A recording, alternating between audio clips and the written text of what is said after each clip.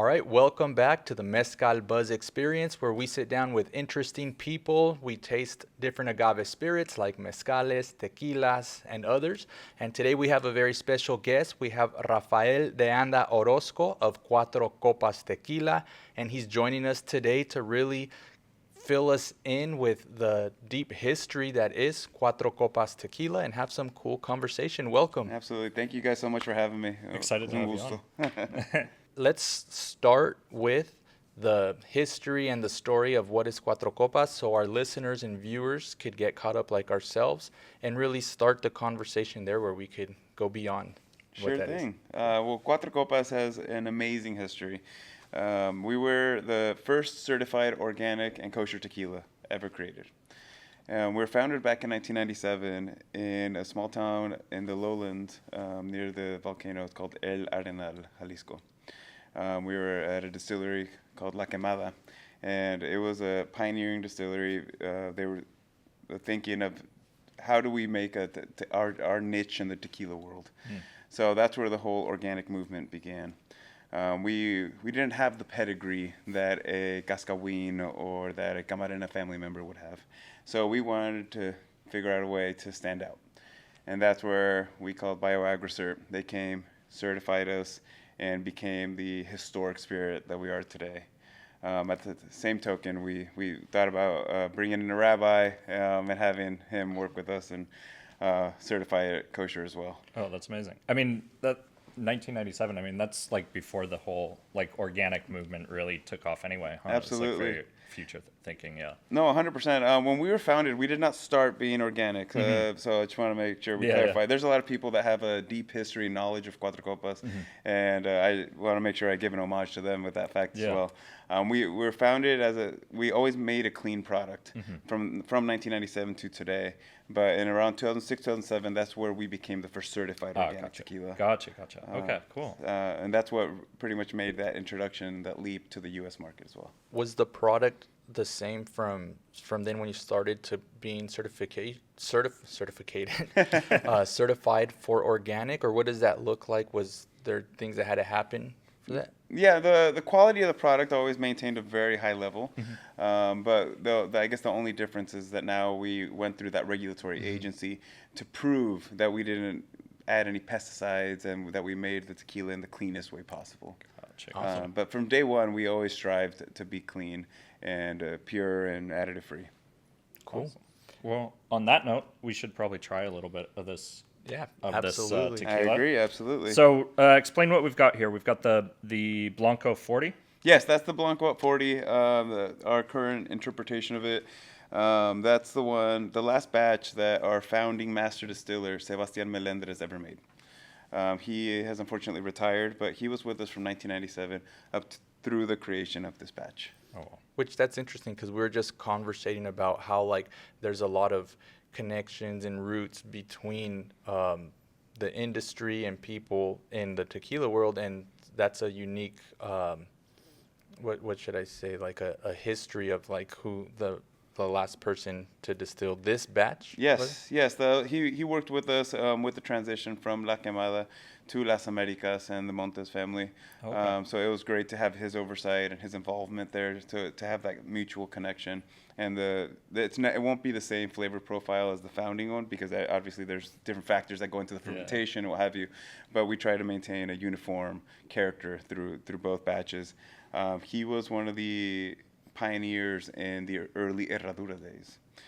He created Selección Suprema, which we consider one of the premier tequilas in the industry, especially prior to its selling. So he was instrumental in who we are. Awesome. Amazing. Well, it smells really great. Salud. Salud, amigos. Salud. Talk to me about the production process. Are you Sure. Yeah. So obviously for us, my family, we're agaveros from Arandas, Jalisco, in the Highlands. I'm a fourth generation agave grower. My grandfather and his family were the ones that started the agave growing process on my Orozco side. which is something we're very proud of today. He was involved in the growth of Arandas, and especially during the middle of the 80s, and it's influential in its rise today. Oh, amazing. So we're quite proud of. We still have the original family ranch. Awesome. So it's something special for us. And so for us, our focus has always been the quality of the agave. With what you're drinking now is a minimum of 6 years, and it's actually slightly higher. It's about 6.5 year old agave. So the quality of the agave is very high. We were very instrumental in handpicking the plants that we were with estate grown agave. The Montes at the time had a pristine collection of beautiful agave plants. So we were able to work with them together with our master distiller, and created a special product there.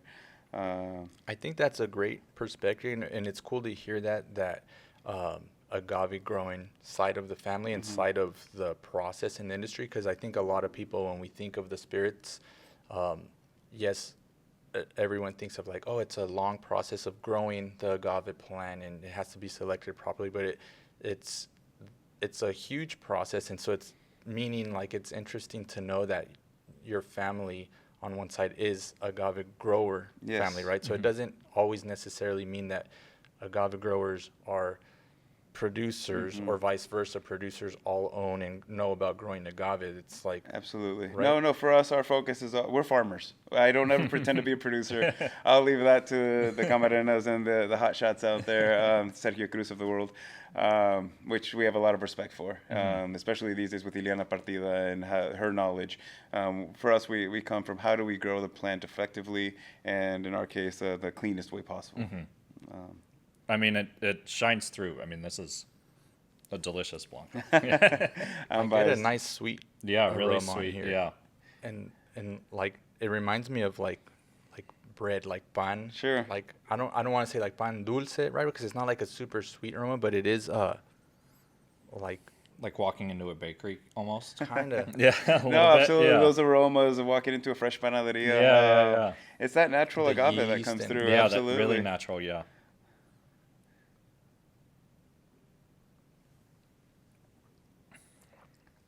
Yeah, really good.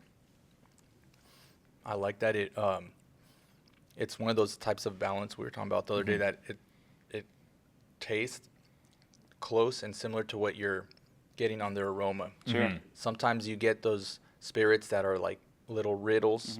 It's a little different on it, Yeah. but it definitely reflected the balance from the aroma to the flavor and taste.